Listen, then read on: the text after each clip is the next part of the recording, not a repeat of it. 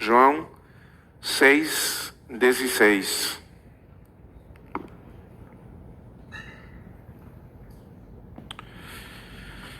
Nós estamos falando sobre a glória do Senhor revelada nos sete sinais que João nos apresenta no seu livro, no seu evangelho, antes da ressurreição do Senhor, que é o grande sinal.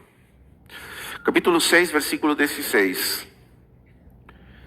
Ao atardecer, seus discípulos desceram para o mar e, entrando no barco, cruzaram o mar em direção a Cafarnaum. Já havia escurecido e Jesus ainda não tinha chegado a eles. E o mar se levantou com um grande vento que assoprava. Quando eles remaram cerca de 5 quilômetros, viram Jesus que andava sobre o mar e aproximava-se do barco e temeram. Porém, ele lhes disse: sou eu, não temais. Então, eles o queriam recolher no barco, o qual logo chegou a seu destino. Esse sinal, como nós falamos ontem, na verdade está na metade de outro sinal e a sua explicação. Está na metade do sinal da multiplicação dos pães e logo da explicação do Senhor sobre esse sinal, quando ele falou dele ser o pão da vida, que nós falamos ontem. Mas na metade aparece esse sinal. E o interessante dele é que João não apresenta uma explicação do sinal. Ele apenas aparece na metade e logo ele continua com o assunto da multiplicação dos pães e os peixes. Mas qual que é o sentido que tem esse sinal? Porque aparece aí justo no meio. E, na verdade, é interessante que os comentaristas bíblicos, os eruditos, têm debatido muito o assunto. Por que João colocou um sinal que parece que fugisse totalmente do assunto que ele está considerando? Na metade. Mas, claro, o Espírito Santo nunca faz as coisas sem propósito. E como é o Espírito que inspirou o Evangelho de João, então nós temos que entender que está aí por alguma razão importante. Então vamos tentar entender por quê. Nos parece que esse sinal é fundamental no que João está aí explicitando para nós sobre a revelação da glória do Senhor. Então, vamos ver. Esse é o quinto sinal. Depois de que o Senhor multiplicou os pães e os peixes, a multidão ficou assombrada pelo que tinha acontecido, mais assombrada pelo fato de eles serem fartos de comida e ter aí na mão deles uma pessoa que multiplicava a comida. E queriam fazer dele rei imediatamente. O Senhor foi rapidamente, sumiu da vista deles, ele não queria ter nada a ver com isso, ele não veio para isso, ser um rei humano, e foi para o monte. Este milagre aparece também nos evangelhos de Mateus e Marcos. E o Senhor foi para aquele monte, segundo os outros evangelhos, para orar, para ter comunhão com o Pai, estar na presença do Pai. E, no entanto, os discípulos que estavam aí, chegou a noite, então os discípulos estavam aí nas margens do mar da Galileia, e eles subiram numa barca e foram cruzando para o outro lado. Por que eles fizeram isso? E o Senhor ficou para trás, orando no monte. Por que eles fizeram isso? Porque, como os outros evangelhos aclaram, ou esclarecem, é o Senhor mesmo que colocou eles no barco e enviou eles cruzar o mar para ir do outro lado. E Marcos diz que ainda não foi apenas que o Senhor colocou eles no barco, mas que ele obrigou eles a subir no barco e ir para o outro lado. Parece que eles nem queriam deixar o Senhor, mas ele obrigou eles a subir no barco e ir para o outro lado. Você está vendo? Eles estavam indo, até poderíamos dizer assim, quase forçados pelo Senhor, para subir no barco e ir até o outro lado onde estava Cafarnaum. Cruzar o mar da Galileia, que tem mais ou menos um largo de 10 quilômetros. Eles precisavam cruzar. Mas, o que é interessante aqui é que eles, enviados pelo Senhor, o Senhor colocou eles no barco e o Senhor até obrigou eles para cruzar do outro lado. Eles se encontraram com uma grande dificuldade no caminho. Porque, irmãos, às vezes, quando nós estamos na vontade de Deus, as dificuldades surgem também. Não é que se você está na vontade de Deus, nunca vão surgir as dificuldades. E isso tem uma explicação. Mas aí surgiu um problema. Eles estavam remando. Por quê?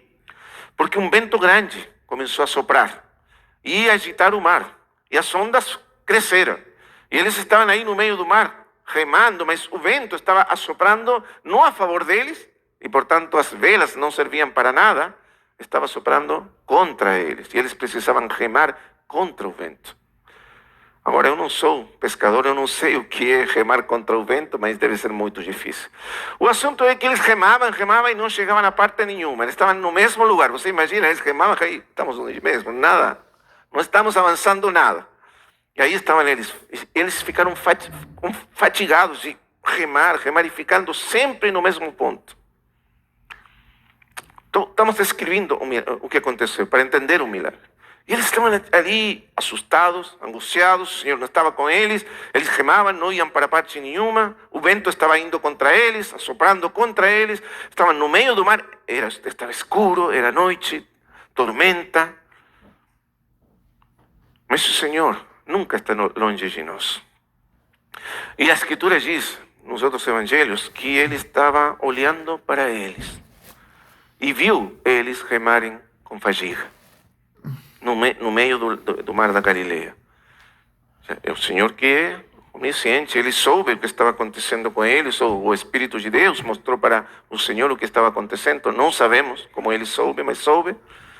E Ele então desceu daquele monte e foi na procura deles. O que é incrível é que existia apenas uma maneira do Senhor chegar onde eles estavam. Estavam no meio do mar, no meio das ondas, no meio da tempestade. E o Senhor, o que fez o Senhor? O mais simples, caminhou sobre as águas. Não é muito simples, mas para ele era. Mas veja o que é interessante aqui. Por que o sinal aparece aqui, nesse ponto? Porque você lembra que o Senhor fez esse grande sinal da multiplicação dos pães e os peixes para essa multidão. Mas essa multidão, vendo o que tinha acontecido, ainda estava incrédula. E eles foram depois para exigir do Senhor, quando o Senhor diz, bom, o que vocês precisam não é trabalhar pela comida que perece, mas a comida que eu vou dar para vocês. E então diz que essa comida quer dizer que eles têm que crer nele. E eles dizem para ele, muito bom, então que sinal você faz para que nós acreditemos? Você vê que o Senhor já tinha feito um grande sinal para eles, mas eles exigiam ainda mais sinais. Então,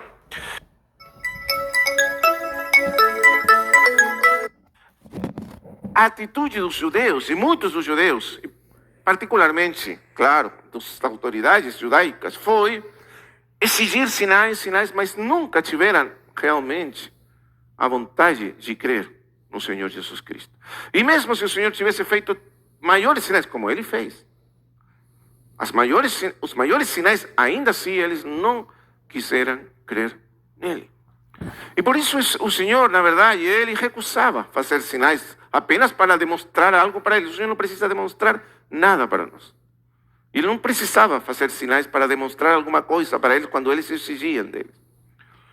Mas para aqueles que ele ama, aqueles que são seus, aqueles que creem nele, é muito diferente. E eles aqui então são testemunhas de um grande sinal, apenas aqueles que creem. E então eles veem o Senhor vindo sobre as águas, caminhando para eles. E isso é uma coisa que ninguém viu jamais. Desde esse tempo, ou antes desse tempo, e depois, nenhum jamais viu um homem caminhando sobre as águas. Mas eles viram o Senhor vindo para eles. Agora, o que é interessante, João diz que eles tiveram medo, ficaram assustados. Por quê? Porque, claro, imagina você estar no meio de uma tempestade, no meio do vento, das ondas, do mar e tudo, na escuridão, e assim, do nada, vê uma figura que vai se aproximando de você, caminhando sobre as águas, na escuridão, o que você pensaria?